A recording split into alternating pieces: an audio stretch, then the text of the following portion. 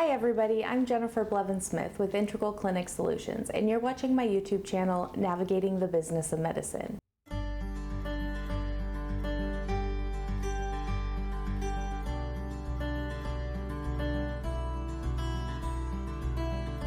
Today I want to talk about creating a self-pay fee schedule for your uninsured and cash-paying patients. This can be quite a process, and honestly you want to make sure that you're doing it right because you don't want to ask for reimbursement from patients and be too low, and you want to make sure that you're covering all your costs, but you also don't want to get in trouble with the insurance companies. Let me explain further. The first thing that you need to do when you're going to set up a self-pay fee schedule is determine and calculate the costs of the treatment for your patients. That means staff time and wages, your other overhead, including your fixed bills and then the bills that can change, so like your water, electric, garbage, and the cost of supplies for different visits and service treatments, that kind of thing. You want to make sure that you're going to be able to charge enough to cover the bare minimum of what it costs to provide that service to the patient. You also want to make sure that when you establish this policy, you stick to it and you don't make exceptions for certain patients. That can get you in a lot of trouble. It needs to be the same for everyone across the board, and everyone in your business, your clinic, as far as employees, need to be aware of that and be making sure that they're enforcing it for the same way for everyone. That's from the billing side to the front desk and also the doctors, because unfortunately patients love to have financial conversations with their doctors. One, because they feel comfortable with them and they feel like they know them the best, but two, I think sometimes they tug at their heartstrings a little bit and let them know a little bit more about their personal lives.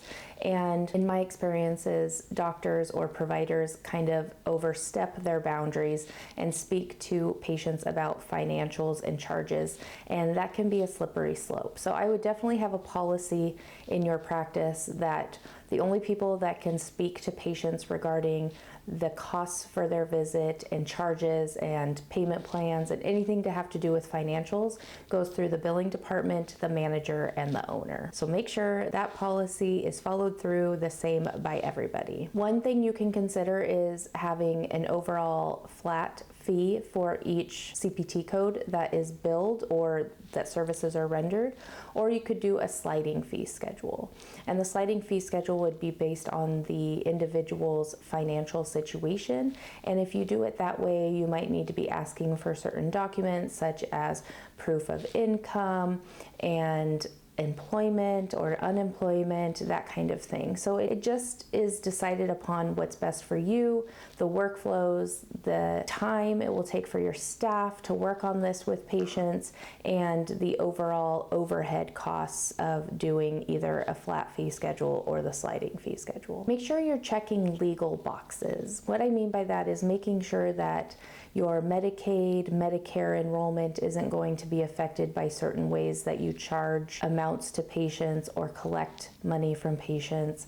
And you want to make sure also the contracts with your commercial payers, you're not going to be doing anything that they say you can't do as well. So make sure that you're reviewing all those contracts and the legal requirements or guidelines when it comes to collecting fees and cash or payments from patients for services rendered. The one thing you need to keep in mind, the best practice is to make sure that your fee schedule is set up in a way that it's higher than the highest insurance allowed amount. So that means, whatever insurance you bill that reimburses the most for a CPT code in the allowed amount, you're charging a little bit higher than that.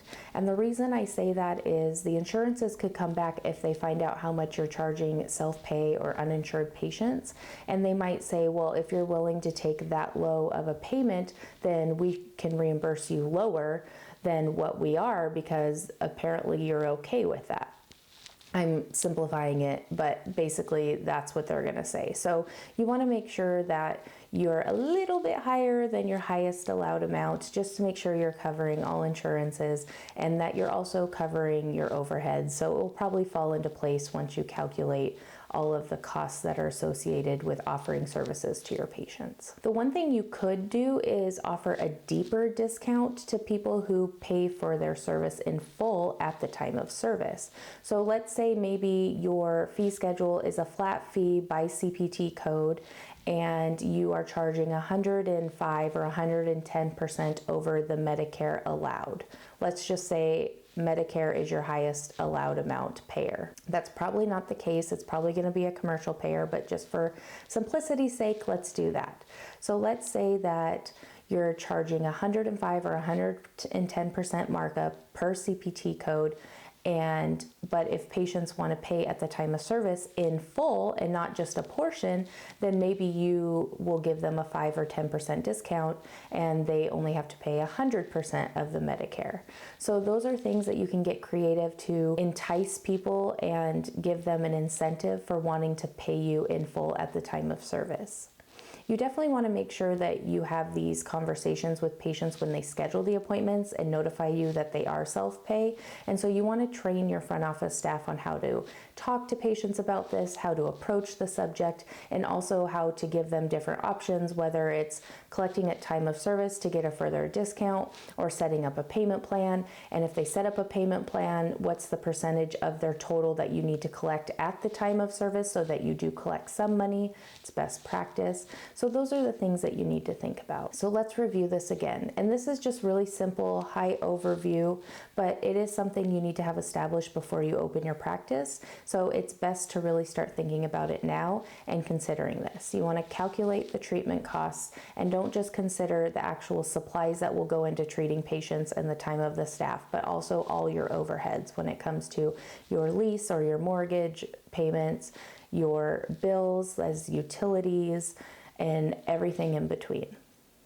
You want to make sure that you create a policy for these self-pay patients and it's stuck to by everybody and it's consistent for everybody and nobody gets special treatment. You want to consider if you want to do a flat amount increase per CPT code or if you want to do a sliding fee schedule based on people's financial situation. Make sure you're checking with your payers, contracts, Medicare, Medicaid policies, and that you're not doing anything in violation so that it will get you in trouble or not get you in trouble so that you're not getting in trouble with them if they find out how much you're charging or how you're charging your patients for cash pay. Make sure that your amounts are at least higher than your highest insurance allowed amount. And you should be able to run some reports in your EHR if it's been going for a while. And if not, you can reach out to your representatives at each insurance company and they should be able to give you the allowed amounts on your most commonly billed CPT codes to give you a good idea of where to set that bar. And the next thing is consider maybe giving an incentive to patients who want to pay their bill in full at the time of service, just to get that money, not have to waste time and money on sending statements and locking in that financial success for you. If you have any experience with setting up cash fee schedules, please share that in the comments. If you have ran into any issues or trouble and you want to help give people some ways to avoid that in their practices, please share that in the comments below. Smash the thumbs up button if you liked today's video and subscribe to my channel if you haven't already. The bell icon will notify you when I release new videos. And thank you for the support. I really appreciate it and I hope to see you guys soon. Thank you.